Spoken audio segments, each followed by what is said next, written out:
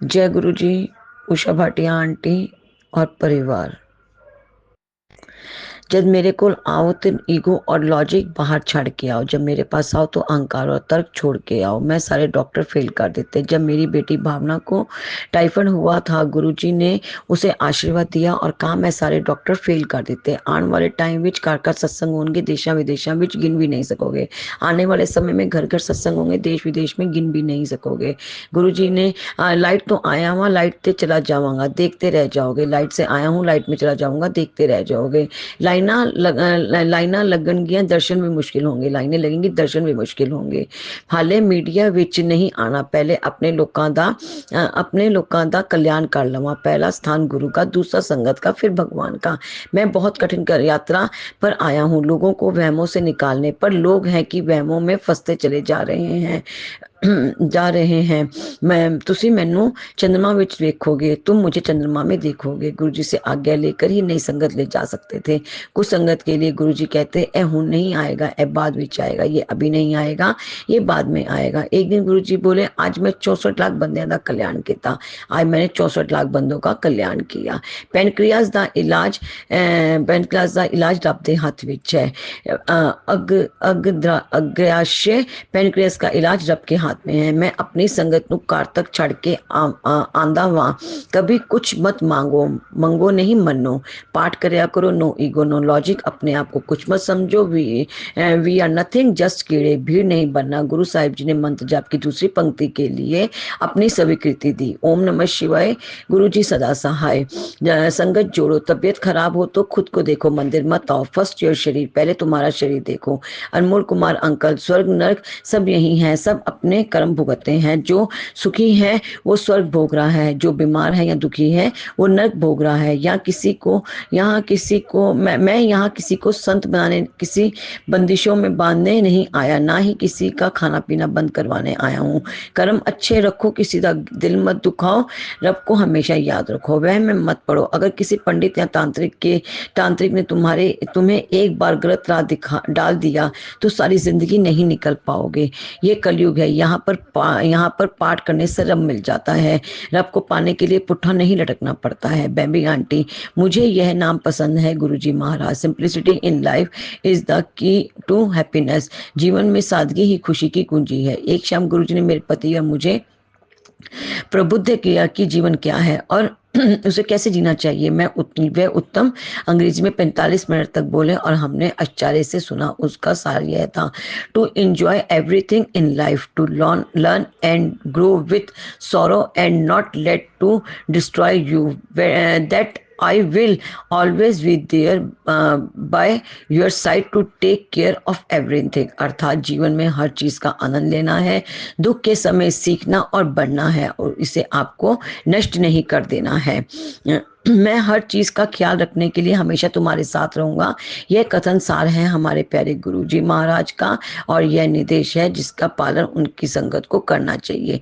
जे तुसी मेरे को आंदे हो, तुसी सारे गंदे कड़े वांगन होंदे हो, फिर मैं ਤੁਹਾਨੂੰ पहले अंदरों साफ करदा हाँ, फिर उत्तों चमकाना हाँ। जब तुम मेरे पास आते हो गंदे घड़े की तरह होते हो। पहले मैं तुम्हें अंदर से साफ करता हूँ और फिर बाहर से चमकाता हूँ। अगर मैं तय मन या शरीर साफ करूंगा तो अंदरूनी मैल रह जाएगी। मैं तुम्हें पहले अंदर से साफ करता हूँ ताकि तुम बाहर से चमको। गुरुजी बोले कि भगवान ने इंसान को 5 चोर दिए हैं, काम क्रोध लोभ मोह ते अहंकार, जिनसे इंसान के कर्म बनते हैं। गुरुजी हमें उनसे मुक्त कराते हैं।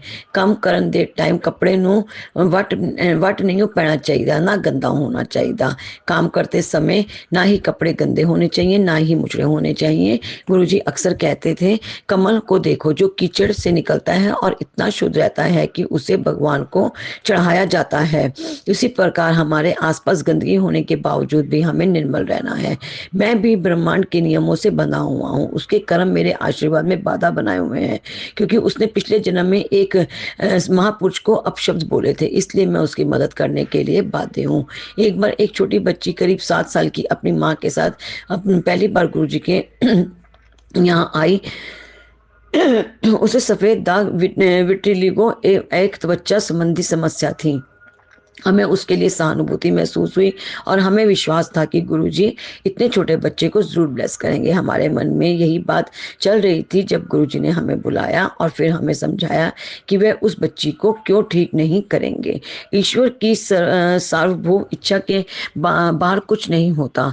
जब हम भगवान के साथ होते हैं, हम अपने जीवन की योजना स्वयं बनाते हैं और हम स्वयं तय करते हैं कि आने वाले जीवन काल में कौन सा कर्म ऋण समाप्त करेंगे। उदाहरण के तौर पर हम तय करते हैं कि हमें किससे शादी करेंगे, किसके साथ काम करेंगे, किसके क्रमिक ऋण हम छोड़ देंगे इत्यादि।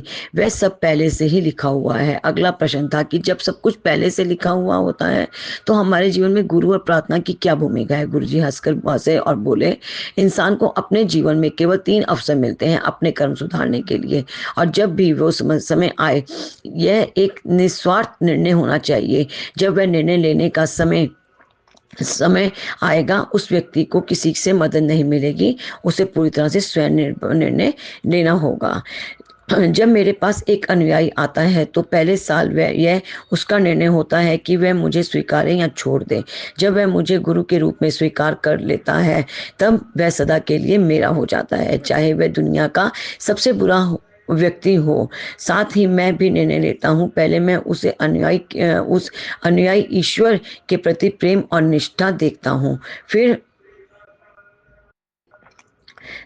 उसके पिछले कर्म देखता हूँ और फिर मैं उसकी मेरे प्रति निष्ठा देखता हूँ। अगर वह सचमुच मेरे प्रति समर्पित है, मैं उसे स्वीकारता हूँ और उसके कर्म ले लेता हूँ। मैं उसका सारा बुरा समय जो एक भक्त के भाग्य में नियत होता है, एक छोटी समय सीमा में देकर उसके कर्म खत्म करता हूँ। मैं उसके सारे बुरे कर्म नहीं लेता, क्योंकि हम यहाँ सीखने आए हैं। इसलिए तलवार की धार को मैं सुई की चुभन में बदल देता हूँ। मानव रोग पिछले कर्मों का परिणाम होते हैं। मुझे सबसे पहले रोग की जड़ को मिटाना होता है, जो सदैव शरीर के भीतर गहराई में होता है। अगर मैं पहले समस्या किस तरह का इलाज करूंगा तो वह समस्या बार बार आएगी। इसलिए मुझे पहले ए का उपचार करना होता है, ना कि समस्या के एन या जेड का।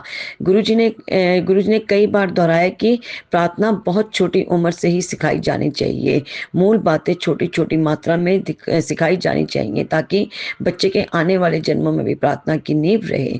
मैं भाई बहन, पति पत्नी को समान प्रेम नहीं करता, बल्कि उन्हें व्यक्तिगत रूप से प्यार करता हूँ, क्योंकि उनकी मेरे प्रति भक्ति और निष्ठा अलग अलग तरह की होगी। कोई भी भाई बहन या पति पत्नी मुझे समान रूप से प्यार नहीं करते, ना ही मेरे प्रति उनकी निष्ठा समान होती है। अतः मेरी कृपा से ही सब पर अलग अलग होती है। मेरे प्रति आप कि बिना शर्त भक्ति की गहराई ही आपके प्रति मेरे शर्त रहित प्यार में परिणत होती है। जब भी आप कोई पुस्तक पढ़ते हैं, माला करते हैं या ध्यान में बैठते हैं, वह एक स्तर से दूसरे स्तर पर जाने जैसा होता है। गुरुजी ने हमें बताया कि हम जितनी बार पवित्र पुस्तक पढ़ते हैं, हमें कुछ आध्यात्मिक प्राप्त होता है, जिसका निर्णय ईश्वर लेते हैं। गुरुजी ने इसे उपहार कहा है। ऐसे उपहार जो ऊर्जा से भरे होते हैं, जिन्हें हमारे शरीर को समायोजित करना पड़ता है। गुरुजी बोले, you me are all and all are in me, और ऐसे उनके भक्तों की सदैव रक्षा होती है। मेरे ही माध्यम से सब है और सब मुझ में ही है। भगवान को नियंत्रित नहीं किया जा सकता, उनकी पूजा की जाती है। हर इंसान गुरु बनना चाहता है, लेकिन पहले सच्चा भगत बनना होता है। No if, no but and no ego. कोई अगर मगर नहीं, कोई किंतु परंतु नहीं, और कोई अहंकार नहीं। आप अपनी गुरुवाई शुरू करने से पहले गुरुजी ने मुंबई में एक बहुत गुस्सेला महिला के घर 1.5 साल नौकर बनकर काम किया। अपने अहंकार को पूरी तरह से खत्म करने के लिए उन्होंने ऐसा किया। तुम्हें मुझसे इतना प्यार होना चाहिए कि लिपस्टिक लगाते समय भी आईने में मैं ही दिखूं। हमारे प्यारे गुरुजी ने बहुत कोमलता से बताया, मुझे पता है कि मुझे एक वक्त कब और कहाँ याद करता है, वह किस जगह मुझे याद कर रहा है, उससे कोई फर्क नहीं पड़ता। उससे कोई फर्क नहीं पड़ता, क्योंकि तुम्हारी आत्मा मुझे पूरी पवित्रता से याद करती है। यह गुरु जी महाराज की अपने शिष्यों की सभी मूर्णताओं को स्वीकार करने की गहराई थी। फिर वह बोले, सुबह 3 बजे प्रार्थना करने का समय अच्छा समय होता है। नहाने की जरूरत नहीं, बस हाथ मुंह धो लो, कुल्ला कर लो, बिस्तर के बगल में एक चटाई बिछा लो और उस पर बैठ जाओ। अपने हाथों से चटाई के चारों ओर फर्श पर एक काल्पनिक गोला बनाओ और प्रबुद्ध करने के लिए केवल मुझे आमंत्रित करो। तुम सुबह 3 बजे अगर केवल 5 मिनट के लिए भी बैठोगे, उस समय उस दिन की सबसे प्रभावी और शक्तिशाली प्रार्थना होगी। जैसे जैसे समय आगे बढ़ता है, प्रार्थना का मूल्य घटता जाता है। 3 बजे हीरे का मूल्य होता है, 4 बजे सोने का और 5 बजे चांदी का। दिन हो या रात हो, मैनू याद करो। अगर आप चाहते हो कि गुरुजी हर समय आपके साथ तो हो, तो आपको उनसे प्रार्थना करनी चाहिए। उन्हें अपनी और मानसिक स्तर पर खींचिए और फिर वे सदा आपके साथ रहेंगे। मैं सबके लिए प्रार्थना करता हूँ, लेकिन स्वयं के लिए नहीं करता। मेरे संगत को मेरे लिए प्रार्थना करनी चाहिए। घर विच घी की जोत हमेशा जलनी चाहिए।